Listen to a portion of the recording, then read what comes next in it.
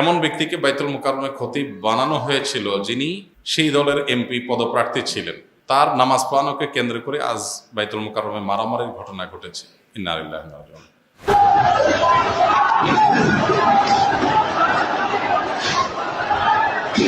শেখ হাসিনা থাকতে যে রুহুল আমিন ছিল, তো এই সপ্তাহে আবার ও এসে ফিতনা সৃষ্টি করছে, হুন্ডা নিয়ে আসছে, টুপি কিনে দিছে, তো তারা এসে ঝামেলা সৃষ্টি করছে মানুষদের সাথে। যারাই এখানে মারামারির পরিবেশ তৈরি করেছে তারাই ইসলামী দৃষ্টিকোণ থেকে মসজিদের সম্মানহানি করেছে। যেখানে বিতর্ক আছে, যেটা নিয়ে এদেশে দ্বন্দ্ব আছে, চিরন্তন দ্বন্দ্ব এদেশে অব্যাহত, কোন একটা দলের অনুসারী আমি খুল্লম খোলা সে দল অনুসরণ করেছি, অথচ আমি আবার সবার ইমামতি করতে চাই। যদি লোকজন সাথে নিয়ে এসে ক্যাডার নিয়ে এসে এনে মসজিদ দখল করলাম, খুবই লজ্জাজনক অধ্যায় এটা। আমার মনে হয় খুব নিকৃষ্ট একটা উদাহরণ তৈরি হলো বাংলাদেশে। এর সাথে যারা জড়িত আছে তাদের সবাইকে আইনের আওতায়, বিচারের আওতায় আনা উচিত। যে আল্লাহর ঘরের সম্মানহানি, জাতীয় মসজিদে বিশৃঙ্খলা সৃষ্টি, এটা কোনোভাবে গ্রহণযোগ্য হতে পারে না। ব্যক্তিকে বাইতুল মুকাররমে খতিব বানানো হয়েছিল যিনি সেই দলের এমপি পদপ্রার্থী ছিলেন। তার নামাজ পড়ানোকে কেন্দ্র করে আজ বাইতুল মুকাররমে মারামারির ঘটনা ঘটেছে। ইন্না লিল্লাহি ওয়া ইন্না ইলাইহি রাজিউন। জাতীয় মসজিদে জোর করে খতিব হওয়া কি ইসলাম সমর্থন করে? ইন্না লিল্লাহ।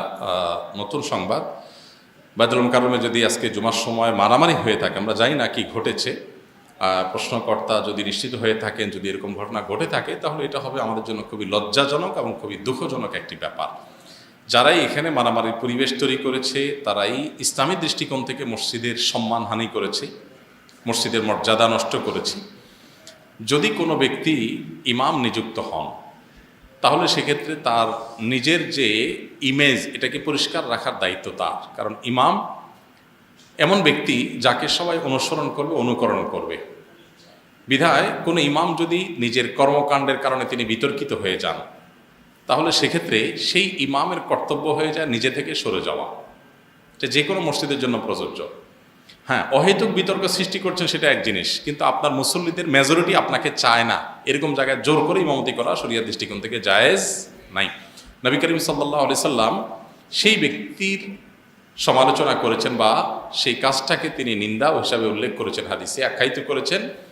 যদি কোনো ব্যক্তি ইমামতি করেন অথচ তার মুসল্লিরা তার উপরে কারিহ বা নাখোশ, মুসল্লিরা তাকে চায় না, তারপরে তিনি জোর করে ইমামতি করতে চান, এই ইমাম কখনো ভালো মানুষ হতে পারে না এবং এই কাজটা কখনো ভালো কাজ হতে পারে না। নবী করিম সাল্লাল্লাহু আলাইহি ওয়াসাল্লামের হাদিসে এই কাজটির খারাপ হওয়ার ব্যাপারে আলোচনা হয়েছে। অতএব এই রকম পরিস্থিতিতে জোর করে আমাকে ইমামতি করতে হবে, খতিব করতে হবে, এটা একেবারেই ন্যাক্কারজনক। এবং বিশেষ করে জাতীয় মসজিদের মতো জায়গা, যেখানে আসলে গোটা দেশের মানুষ যেটার দিকে তাকিয়ে থাকে, যেখান থেকে শেখার চেষ্টা করে, সেখানে এরকম ঘটনা যদি হয়ে থাকে সেটা খুবই দুঃখজনক এবং অনভিপ্রেত ঘটনা। এরকম হওয়া উচিত না।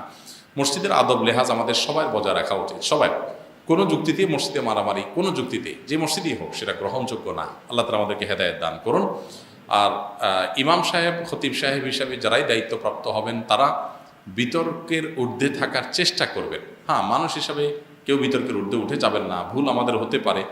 কিন্তু যদি মেজরিটি মানুষের কাছে আমি বিতর্কিত হয়ে যাই, বা মেজরিটি মানুষ যদি আমাকে না চায়, তাহলে সেক্ষেত্রে আসলে জবরদস্তি সেখানে জায়গা বা চেয়ার দখল করা বা ইমামতির জায়গা দখল করে রাখা, এটা একেবারে অযৌক্তিক। মসজিদের সম্মানার্থেই, আল্লাহর ঘরের সম্মানার্থে, দিনের প্রতি শ্রদ্ধার জায়গা থেকে আমাদের এই সমস্ত ক্ষেত্রে দায়িত্বশীল হওয়া উচিত। কিন্তু যদি বাইতুল মুকাররমে এরকম ঘটনা ঘটে থাকে আজ, সেটা হবে আমাদের জন্য খুবই লজ্জাজনক ঘটনা এবং খুবই দুঃখজনক একটি ঘটনা।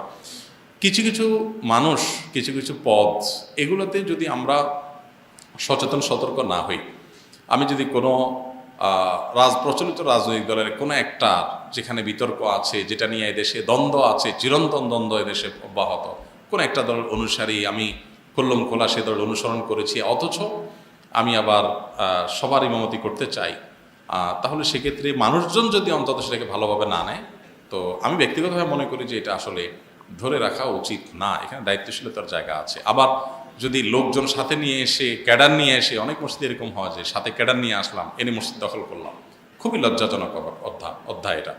ক্যাডার নিয়ে দখল করাটা যেরকম লজ্জাজনক, ক্যাডার নিয়ে উৎখাত করাটাও লজ্জাজনক। এগুলো কোনোটাই আসলে আল্লাহর ঘরের শানের সাথে যায় না, আল্লাহর ঘরের প্রতি আদব লেহাজের বরখেলাপ। আমরা এই ধরনের ঘটনা যদি ঘটে থাকে, তাহলে আমার মনে হয় খুব নিকৃষ্ট একটা উদাহরণ তৈরি হলো বাংলাদেশে। আল্লাহ তাআলা আমাদেরকে হেফাজত করুন। এর সাথে যারা জড়িত আছে তাদের সবাইকে আইনের আওতায়, বিচারের আওতায় আনা উচিত। যে আল্লাহর ঘরের সম্মানহানি, জাতীয় মসজিদে বিশৃঙ্খলা সৃষ্টি, এটা কোনোভাবে গ্রহণযোগ্য হতে পারে না। দলবল নিয়ে, আপনি লোকবল নিয়ে, ক্যাডার বাহিনী নিয়ে এসে মাস্তানি করবেন, এই মাস্তানির জায়গা অন্তত আল্লাহর ঘর না। আল্লাহর ঘরে এরকম মাস্তানি কোনোভাবে গ্রহণযোগ্য হতে পারে না। এর বিরুদ্ধে সর্বোচ্চ ব্যবস্থা গ্রহণ করা উচিত। আল্লাহ তাআলা আমাদেরকে হেদায়েত দান করুন। আমার কোমরে ব্যথার কারণে 4 রাকাত নামাজের প্রথম 2 রাকাত দাঁড়িয়ে পড়ি এবং পরের 2 রাকাত বসে পড়ি, এক্ষেত্রে কোনো প্রবলেম হবে কিনা? প্রথম 2 রাকাত আপনি দাঁড়ায় পড়েন, 2 রাকাত বসে পড়েন, এটা যদি নিয়মিত করেন তাহলে আমার প্রশ্ন হলো, প্রথম 2 রাকাতের পরে আপনি কি অপারগ হয়ে যান আর দাঁড়ানোর ক্ষমতা থাকে না? যদি এমন হয় যে না, আমার 2 রাকাত দাঁড়ানোর মতো অ্যাবিলিটি আছে, 2য় রাকাত শেষ করার পর আর আমি পারি না, তাহলে আপনার জন্য বসে বাকি 2 রাকাত পড়া জায়েজ আছে। আর যদি ব্যাপারটা এরকম না হয় যে 2 রাকাত পড়ার পর একটু কষ্ট হয়, এখন আপনি বসে পড়লেন, তো জায়েজ হবে না। একটু কষ্ট বা ঠুনকা অজুহাত, এটার ভিত্তিতে বসে নামাজ পড়লে আদায় হবে না। আল্লাহ তাআলা বলেছেন ওয়াকুমু লিল্লাহি কানিতিন, দাঁড়িয়ে নামাজ পড়া কিন্তু ফরজ, অতএব দাঁড়িয়ে নামাজ পড়তে হবে। তো ফরজ নামাজে দাঁড়িয়ে নামাজ পড়া ফরজ, আপনাকে যে কোনো মূল্যে দাঁড়িয়ে নামাজ পড়তে হবে। যদি আপনি অপারগ হন তাহলে বসে পড়বেন। এখন আপনি প্রথম 2 রাকাত কীভাবে সুন্দর করে দাঁড়িয়ে পড়লেন? বোঝা গেছে আপনার সামর্থ্য আছে। 2য় রাকাতে আপনি বসে পড়তেছেন কেন? যে প্রথম 2 রাকাত পারছে, একটু কষ্ট করে হলেও 2য় রাকাত 2 রাকাতও তার পারার কথা। যদি আপনার অবস্থা এরকম হয় যে না, আপনি 2 রাকাতই শুধুমাত্র টলারেট করতে পারেন, এরপর আর পারেন না, আক্ষরিক অর্থেই পারেন না, তাহলে ভিন্ন কথা, তাহলে ঠিক আছে, জায়েজ আছে। আর তা না হলে একটু কষ্ট করে হলেও আপনাকে পুরোটা দাঁড়িয়ে পড়তে হবে। খালি গায়ে কোরআনে কারিমের তেলাওয়াত করলে কি গুনাহ হবে? না, খালি গায়ে কোরআনে কারিম তেলাওয়াত করলে গুনাহ হবে না। কোনো কারণে আপনার গা খালি আছে, গামছা আছে, গেঞ্জি আছে, আপনি অবস্থায় তেলাওয়াত করছেন, গুনাহ হবে না। কোরআনের প্রতি অসম্মান প্রকাশ না হয় এরকম যে কোনো কাজ করা অবস্থাতে আপনি কোরআন তেলাওয়াত করতে পারেন। এখন যদি মনে করেন আপনি টয়লেটে আছেন, তো টয়লেটে কোনো অপবিত্র জায়গা, নোংরা জায়গা, সেখানে কোরআন তেলাওয়াত করা জায়েজ নাই। আপনি উলঙ্গ আছেন, বিবস্ত্র আছেন, এই অবস্থায় থাকাটা প্রশংসনীয় কোনো অবস্থা নয়, এটা কাঙ্ক্ষিত কোনো অবস্থা নয়, এটা অস্বাভাবিক অবস্থা। বিধায় এই অবস্থায় আপনি আল্লাহর কালাম তেলাওয়াত করছেন, সেটা অবশ্যই আল্লাহর কালামের আদবের খেলাফ, শানের খেলাফ। কিন্তু খালি গায়ে আমরা অনেক ভালো কথা বলি, অনেক ভালো কাজ করি, এটাকে দর্শনীয় মনে করি না। বিধায় কোরআন তেলাওয়াত করতেও কোনো অসুবিধা নাই।